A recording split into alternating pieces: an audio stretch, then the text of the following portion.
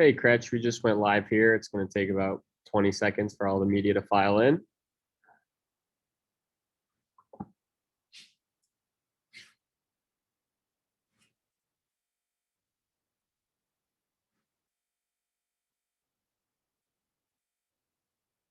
Hey, Krejci, can you grab Trav real quick?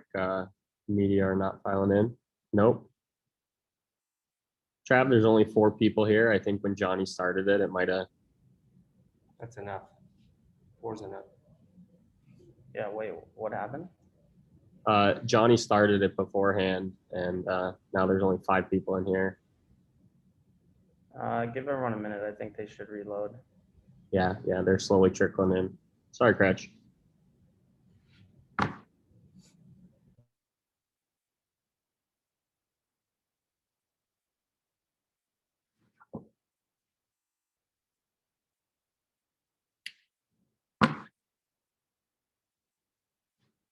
Well, we have 6 media members here.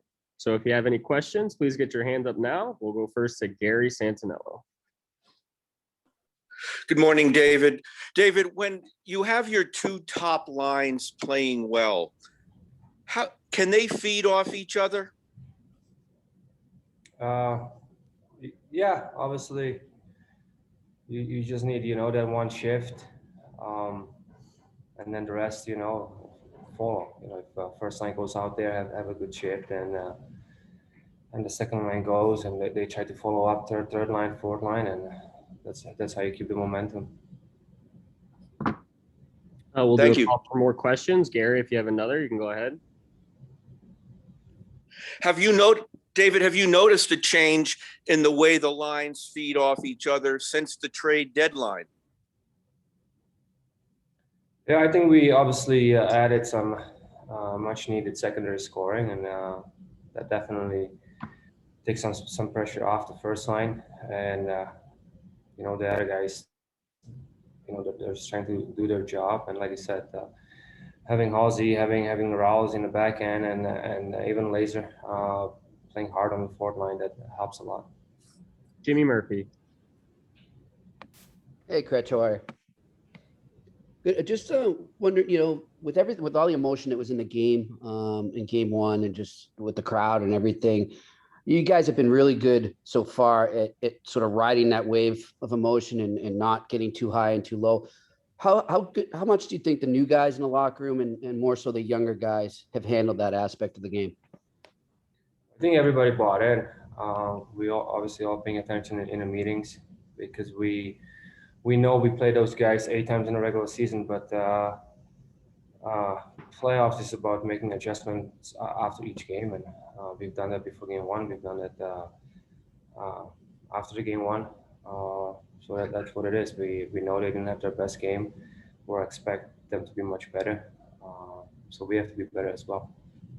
Dan Roach. Hi, David. Just following that up, what have you liked about your team, not only from game one, but as you've progressed through the playoffs to get to where you guys are? I don't really want to look back to the first round, but last game, obviously we were down early on in the first period, and we stuck to our game plan. We kept taking it to him with the puck, Steve. We had lots of shots, close to 20, I think, first period. And we just kept going. We didn't really look at the scoreboard. We just focused on each shift, and just kept going at him. And by the time third period came, we got a big goal, and we kept pushing forward and got another one, and game was over pretty much. And you've been around here for a while now. What was your reaction to the crowd, the way they were from warm-ups all the way through, and how much you're looking forward to another one at the Garden tonight? Yeah, it's been a while, but it was pretty cool. Started in warm-ups. It was pretty packed in warm-ups, and gives you a little goosebumps. It was a great feeling, and really looking forward to tonight again. All right, we have no more questions. Thank you, Krejci. Yeah, no problem.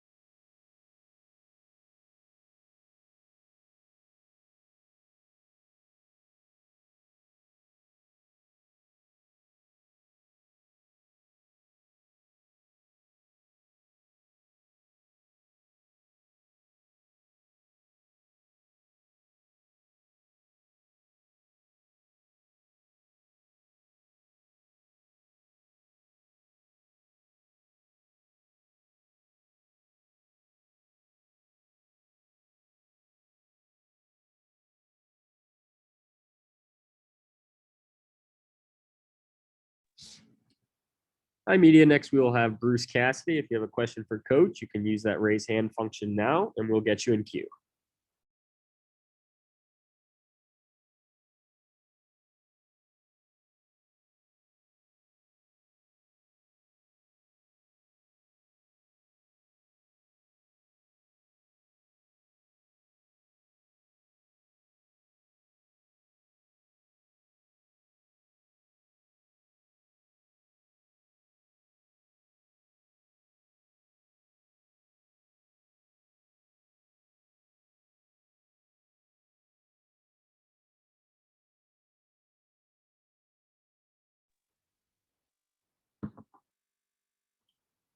Hey, Coach, got the media live here.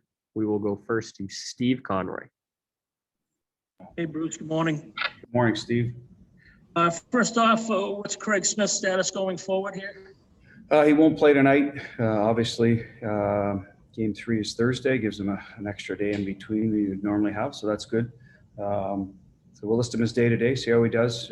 Not sure we'd skate tomorrow anyway, Steve, but an extra day between. But as we get closer to Game 3, I'll let you know, but won't play tonight. Okay. And bumping Jake up there, was that automatic for you, or did you wrestle with using a right shot there? I know you can change in game if you have to, but.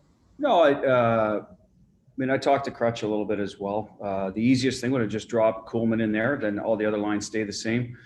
You get some continuity. Krejci has played with Cooley before in the playoff run, but we also want to give Jake the opportunity to play with Krejci again. He's done that before. I know he looks up to Taylor Hall, so maybe that'll spur him on a little more. Certainly a guy that has played in the top 6. Cooley's played with Coyle before as well, so got some some speed on that right side, which Charlie's used to now with Jake. So either way, we thought we'd be covered. Again, you just got to go and play your own game, no matter what line you're on. But that's the way we're going to start. See how it ends up. Like every game, we might have to make some moves in game if we don't like what we see, but hopefully it's a good fit for everybody. Okay, thank you. Yeah. Matt Porter. Bruce, with Jake's defense, what did you think about his performance in Game 1 and specifically his kind of responsibility on that one pellet goal? And it was a hard back check, and then everybody kind of seemed to get lost a little bit sorting out, where to be. Just your thoughts on his D. That play was fine. I think both the wingers over back check a little for obvious reasons. We had a D caught originally. They came back, Barzell made a one-on-one move. So I think people were scrambling when they saw a loose puck there. So they wanted to get closer to the net. The problem was basically now you have to flex back out, which is okay. Would rather a shot come from 55 feet than 10 feet in front of our net. So we encourage, if you're not sure, to make sure you get all the way back. So Rich ended up going out, shot got through him. And I think more than anything, what took it was Lozon was providing the screen. There was no Islander player there. So in reality, you're giving up a shot from almost the blue line with no screen for the opposition. It's find its way in. So a little bit of tough luck of Tuukka finding the puck through traffic, and a little bit of Lozy probably not getting out of the way sooner, recognizing there's no one there, or block the shot, I guess. So I think on Jake on that one was fine. His overall game, I thought he got better as the game went along. Certainly some puck support situations we point out to him, point out to a lot of guys early on our breakout. Net front, making sure you're stopping in front. That's the biggest thing we've had with Jake. I think his goal scoring's down because of that. There's some opportunities to get in there, rebounds, to make sure your routes are good to the net. So we remind guys of that. And that's it with Jake. Brian Compton. Bruce, Barry's not tipping his hand on who's starting in goal for the Islanders tonight. If it's Varlamov, how does that change your approach, if at all, just given how successful he was against you guys during the regular season? Thank you. I don't think it changes much, honestly. We obviously have a scouting report on each goalie's tendencies, but for us, it's always, there's a couple of tenets, I guess, we live by is force them to find pucks in traffic, so get to the front of the net. Force them to control rebounds. So when you have a chance to play off the shot, we'll call it, make sure you put it in a spot where it's not an easy sort of glove save for him. He's got to fight to control it, and then we'll go work from there. And those are the things we try to do with every goaltender: take away his eyes, and like I said, force him to control rebounds on on the type of puck you're putting on net. So that won't change. Obviously, like I said, there's areas of the goaltenders that are out there that analytics show where they let in more goals than others. So whether they close the 5-hole or whether they have an active stick or whether it's low glove, low blocker, those are all a little bit different from goalie to goalie. But at the end of the day, it won't change much for us till we get into those couple of areas of specifics. If need be, we'll see. We know that he's going to play a Russian goaltender tonight, so we've got that narrowed down. After that, we're not sure. Dan Roach. Morning, Bruce. Morning. Just a thought on what you would like to see your team do better tonight in Game 2, knowing that they expect to play better as well. Handle the forecheck pressure better early, specifically the first 5-6 minutes. I thought we had some unforced errors and some forced errors that we didn't have appropriate support. So it's up to the forwards to get there for the D, and try to hold up as best they can within the rules. D, get back, make good decisions, get your feet moving. And then try to control the face-off dot if you can early on too, so you can play behind them. That'll allow you to, build some momentum. Those are some areas I think we could have been better early on. And then, from there, neutral zone, I thought they got behind us a couple times. Some of that was second period line changes we got to clean up. I thought our D zone coverage was good for the most part, but they are a team that will get it to the slot in a hurry. So make sure you're working out of there first. So those are some of the areas we've identified. And we'll work on that and go from there. Jimmy Murphy. Hey, Coach, how are you? Good, Jimmy. How are you? Good. Buddy of mine from LA was watching the game the other night. He's not too familiar, obviously, with your press conferences, but and just doesn't watch the Bruins that much. But the thing he noticed was the second effort, and you're always preaching that. What did you think of that the other night? It was good. It needs to be. Second effort in this league is required. I think there's a lot of good defenders, a lot of guys that know how to check. I know this team knows how to do it as well as anybody. So you better be willing to hang around the front of the net, hang around the corners, hang around piles to get pucks back.